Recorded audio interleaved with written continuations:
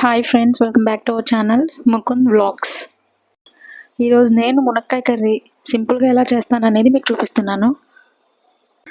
First stove on చేసి బాండీ పెట్టేసి కొంచెం ఆయిల్ అయితే పోసుకున్నాను. ఆయిల్ కొంచెం హీట్ ఎక్కాక కొంచెం ఒక 2 రెమ్మలు కరివేపాకు అయితే వేసేసుకున్నాను.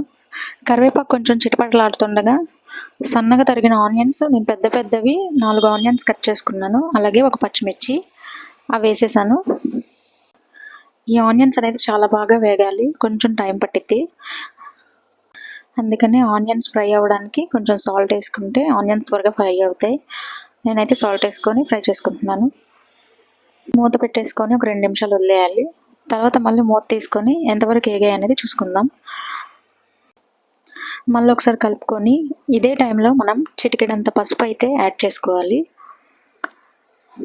ఈ టైంలో పసుపు వేయడం వల్ల కూర పచ్చివాసన అనేది రాదు.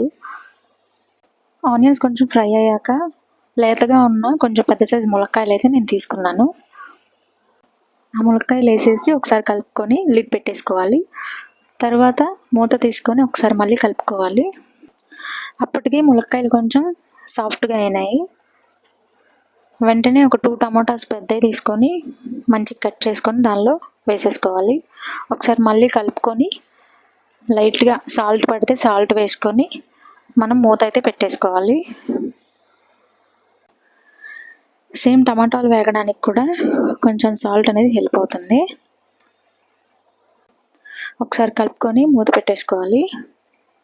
మళ్ళీ ఒక 2 మినిట్స్ ఆగాక మూత తీసుకొని చూసుకుంటే చక్కగా టమాటాలు కూడా సాఫ్ట్గా ఉడికిపోయినాయి. మన రుచికి తగ్గట్టు కారం అయితే వేసుకోవాలి. నేనైతే చాలా కొంచెం వేస్తున్నానండి, కారం తక్కువగా తింటాం మేము.